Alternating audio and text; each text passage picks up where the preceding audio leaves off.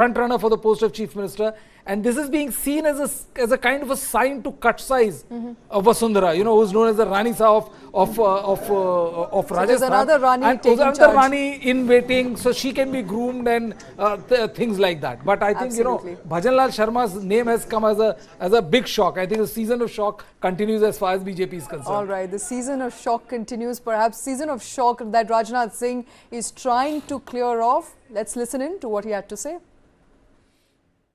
श्रीमती वसुंधरा राजे के द्वारा श्री भजन लाल शर्मा का नाम प्रस्तावित किया गया और सर्वसम्मत से सभी ने इनका समर्थन किया है। और विशेष रूप से इनके नाम का समर्थन प्रारंभ में जिन लोगों ने किया, श्री किरोड़ी लाल जी मीणा, श्री वासुदेव जी देवनानी, श्री मदन दिलावर, श्री जवाहर वेडम जी और श्री जाबर सिंह जी, इन सब सारे लोगों ने और इसके अतिरिक्त पूरे सदन ने श्री भजन लाल जी शर्मा के नाम का समर्थन हुआ। इसलिए मैंने घोषणा की कि श्री भजन लाल जी शर्मा राजस्थान भारतीय जनता पार्टी विधायक दल के सर्वसम्मत नेता निर्वाचित हुए। और मैं आश्वस्त हूं कि श्री भजन लाल जी शर्मा के नेतृत्व में यह राजस्थान तेजी के साथ प्रगति के पथ पर आगे बढ़ेगा। सभी कार्यकर्ताओं ने श्री भजन लाल जी शर्मा को अपनी हार्दिक बधाई दी है। और इसके अतिरिक्त मैं आपको जानकारी देना चाहता हूं, भजन लाल जी शर्मा जी से भी बातचीत हुई है। 2 उप मुख्यमंत्री होंगे, श्रीमती दिया सिंह और दूसरे श्री प्रेमचंद बैरवा। और यह भी भारतीय जनता पार्टी की तरफ से प्रस्तावित है कि वासुदेव जी देवनानी यह स्पीकर होंगे। बस मैं पुनः एक बार भजन लाल जी शर्मा को हार्दिक बधाई देता हूं। On your screens at this point in time, Vasundhara Raje, it seems that Rajnath Singh is saying Vasundhara Raje के suggestion से ही आया है, सर्वसम्मति से हुआ है। ये मत सोचिए कि हमने decide कर लिया आपस में, but only BJP knows what BJP does. But the thing is that this is the best way to make sure or quell any kind of impression that there is any problem within the party when you make the topmost contender for the chief minister, for the post of chief minister, take out that chit and announce the name of the potential or announce the name of the person who is going to be the chief minister. It's seen as sign that that he or she has been reined in. Absolutely. And that is the reason why she got the chit, and she gave the chit to Rajnath Singh, where he said that she has given the name and all. But it will be interesting times are ahead in as far as the state of Rajasthan is concerned. This is like we were discussing, it's a googly by the BJP when it comes to either Mamaji in MP or it comes to Vasundhara Raje in Rajasthan. Nobody could have predicted, Krishna, as to what's going to happen. I think there are only 3 people they say know what's going to happen. One is the that 2. Okay, let's cut that down to 2 people who know what's going to happen with the BJP, and the 2 people we know of are the only ones who decide. Right, we saw that happen with the last time the Gujarat chief minister was appointed. I mean, literally nobody had that final decision on their probable list. So to me, it's a recurring pattern. It's them trying to put together state franchises that can be directly controlled from Delhi onwards. The kind of chief ministers who will become the kind of candidates who will work willingly, voluntarily, without any personality tantrums with the central leadership of the BJP. So to me, it looks like picking out those candidates who will be like grateful that they were made chief ministers, and in that sense will be that much more easy to streamline going forward. Absolutely. And come to think of it, the generational shift that you were referring to, Brijesh, interestingly, be it an OBC chief minister, be it a tribal chief minister, BJP trying to be at least inclusive when it comes to, not just electing the leaders, but also ensuring that those inclusive leaders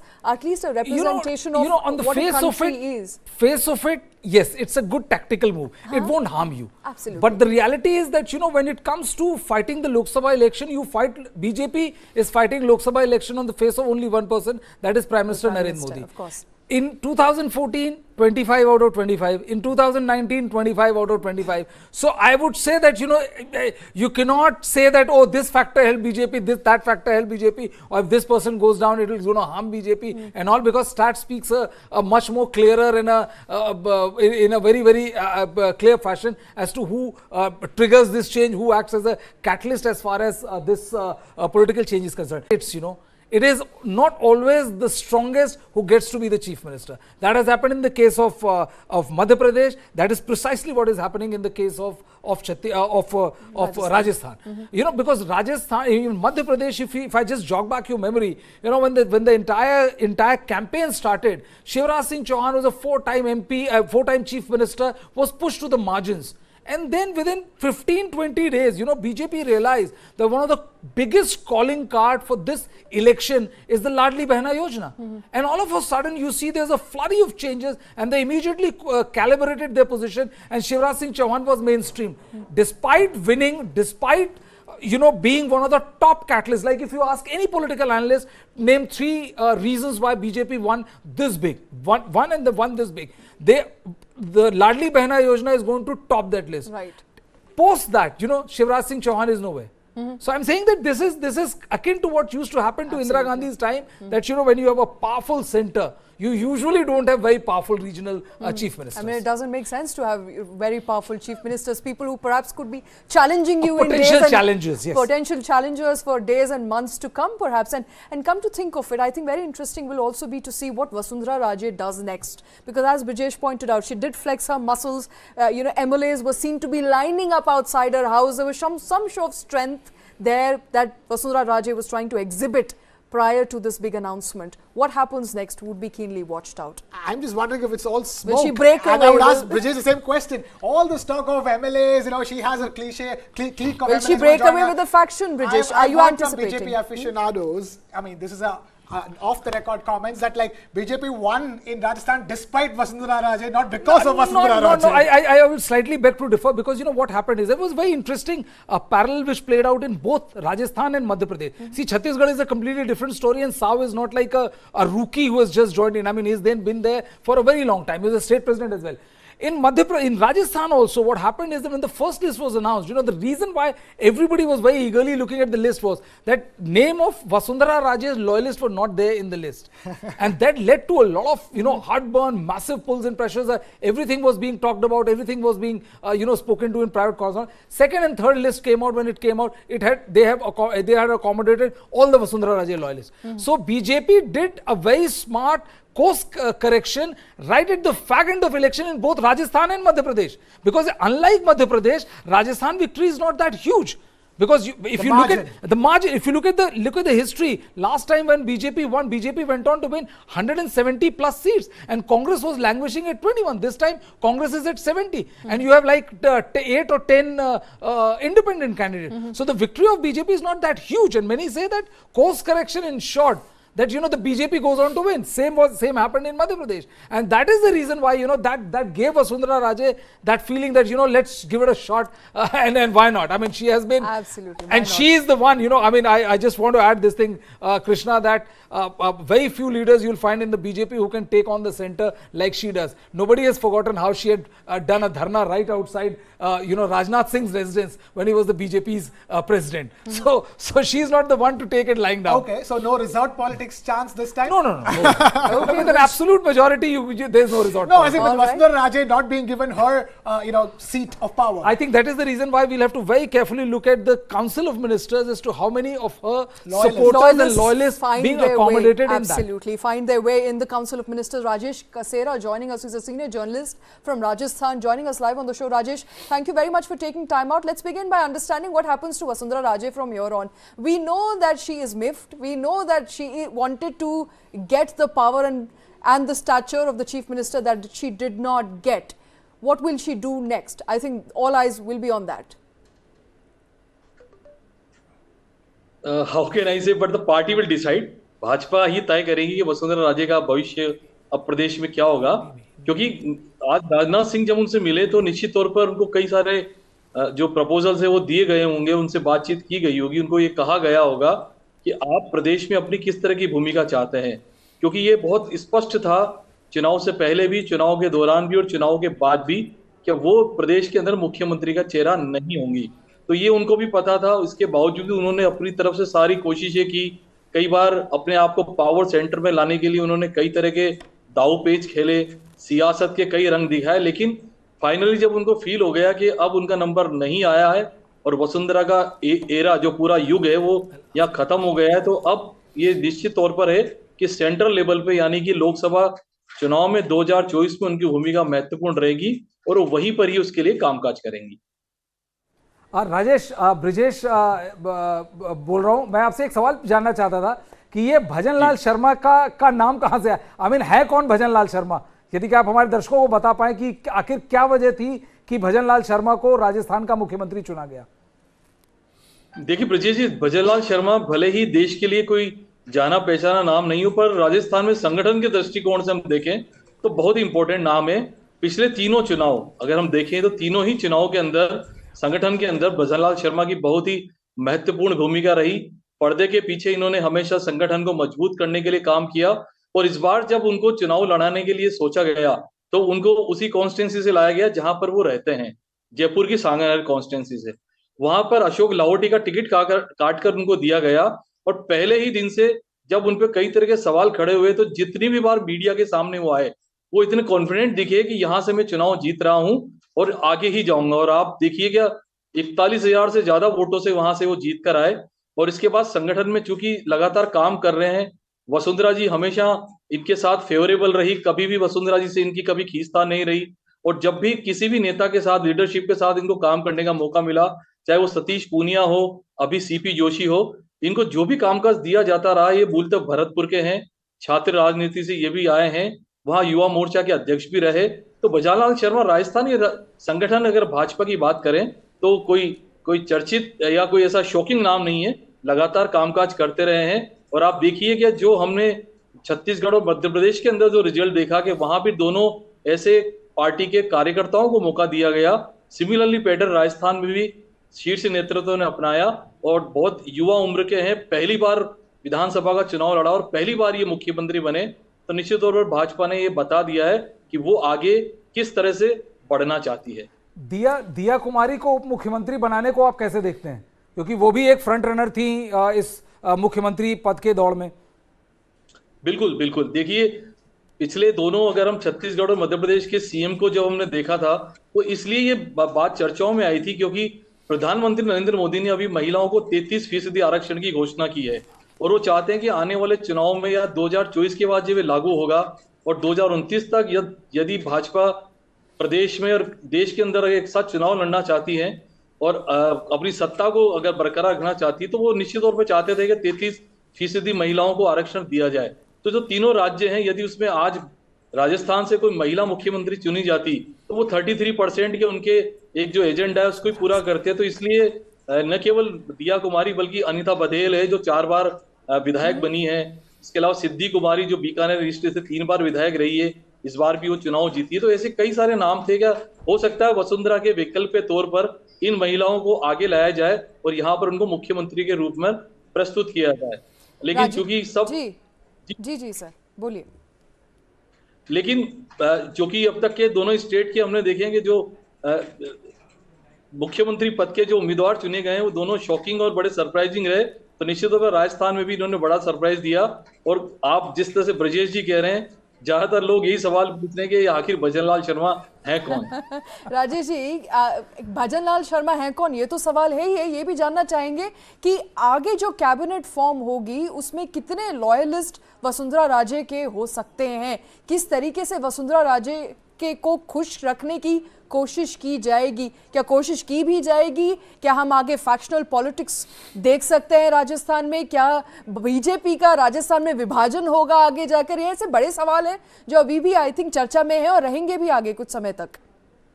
बिल्कुल, क्योंकि हम ये देख रहे थे कि वसुंधरा जी चुनाव के दरमियान भी, चुनाव के बाद भी और आज तक भी उन्होंने लगातार अपनी ताकत को और अपनी जो सियासत का जो वजूद है उसको बरकरार रखने के लिए सारे प्रयास किए। इन मौके पर राजनाथ सिंह उनसे यहाँ होटल में मिले, उनसे बातचीत की और उनसे ये रिक्वेस्ट किया कि आप ही प्रपोजल को रखें और बताएं कि हमारे राजस्थान का अगला मुख्यमंत्री कौन होगा। तो मानकर चले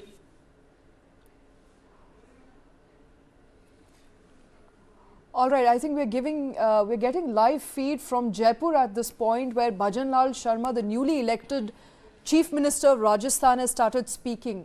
नरेंद्र मोदी जी को धन्यवाद देना चाहता हूं। मैं हमारी पार्टी के राष्ट्रीय अध्यक्ष सम्मानीय जेपी नड्डा जी को धन्यवाद देना चाहता हूं। सम्मानीय हमारे गृह मंत्री अमित शाह जी को धन्यवाद देना चाहता हूं। हमारे रक्षा मंत्री सम्मानीय राजनाथ सिंह जी को धन्यवाद देना चाहता हूं और हमारे पर्यवेक्षक महामंत्री हमारे सम्मानीय विनोद तावड़े जी, उपाध्यक्ष हमारी बहन सरोज जी, उनको भी धन्यवाद देना चाहता हूं। और जिन्होंने नाम का प्रस्ताव किया, हमारी पार्टी की राष्ट्रीय उपाध्यक्ष और पूर्व मुख्यमंत्री माननीय वसुंधरा राजे जी का भी धन्यवाद देता हूं और माननीय प्रदेश अध्यक्ष जी का भी मैं तहे दिल से बहुत बहुत धन्यवाद देना चाहता हूं। हमारे प्रभारी माननीय अरुण सिंह जी का मैं बहुत बहुत धन्यवाद देना चाहता हूं। हमारे चुनाव के प्रभारी माननीय प्रहलाद जोशी जी, बहन विजय राठकर जी, हमारे संगठन के महामंत्री माननीय चंद्रशेखर जी और मैं मेरे साथ उप मुख्यमंत्री बहन दिया जी और प्रेमचंद जी वैरवा जी को भी धन्यवाद देना चाहता हूं और स्पीकर के जिनका लंबा देवनानी जी का भी मैं बहुत बहुत धन्यवाद देना चाहता हूं। और मैं इतना विश्वास दिलाना चाहता हूं कि राजस्थान की ये जो टीम है, जो सभी हमारे विधायक हैं, निश्चित रूप से जो राजस्थान की अपेक्षा है हमसे, भारतीय जनता पार्टी से, हम माननीय हमारे यशस्वी प्रधानमंत्री नरेंद्र मोदी जी के नेतृत्व में हम राजस्थान का पूरी तरह से सर्वांगीण विकास किसी भी क्षेत्र में हो, निश्चित रूप से हम पूरा करेंगे। ये मैं आप सभी को विश्वास दिलाता हूं। आप सभी को बहुत बहुत धन्यवाद। सभी को नमस्कार। सादगी की मुहूर्त आदरणीय भजन लाल जी शर्मा साहब का बहुत बहुत धन्यवाद। अब आगे के कार्यक्रम निर्धारित है। मैं आप सबका बहुत बहुत धन्यवाद देता हूं।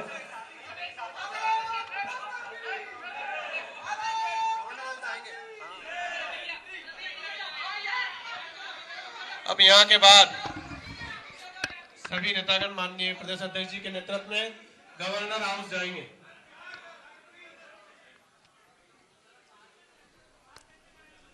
All right, visuals on your screen. The victory lap of the BJP. Bhajan Lal Sharma, the newly declared two-time MLA, now the Chief Minister of Rajasthan, the first one-time MLA, now the Chief Minister of Rajasthan, is accepting the fact that he is thankful to the BJP. Brijesh is thankful because he did not anticipate it. Nobody anticipated nobody it. anticipated. Nobody and knew. imagine you fighting your first assembly election, Absolutely. you win that election and you go on to become the chief minister. This is like, this is what jackpot This must is be. absolutely. If jackpot is, this is the jackpot one talks about. And the fact is that, this also comes with the added advantage of the fact that you are the chosen one. So nobody can question you, oh my God, whatever his credentials and all. You are the chosen one, and chosen one by who? The chosen one by the center. So there is no ambiguity about the kind of power that he wields as we speak now. So, it makes him all the more powerful as far as the current situation goes. I also want to know how close he is to Vasundhara Raje. I'm not sure Rajesh Kasera is still with us.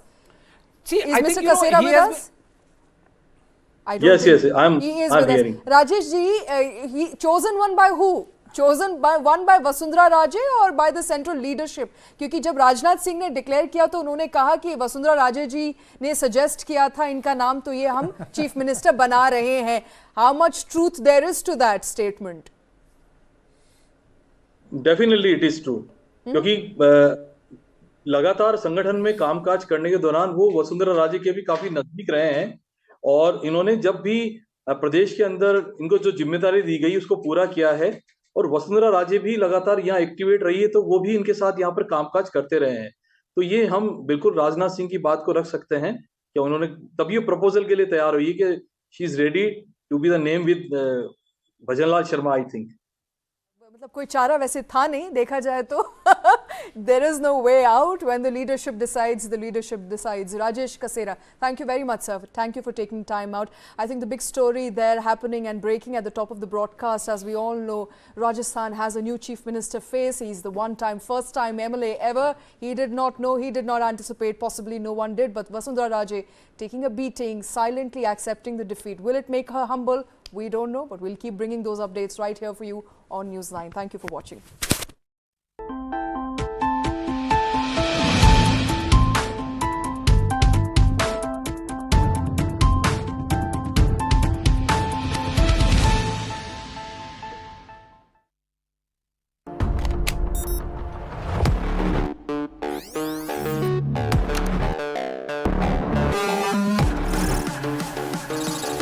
Chat GPT.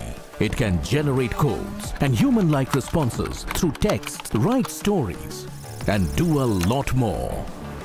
I work in a newsroom with anchors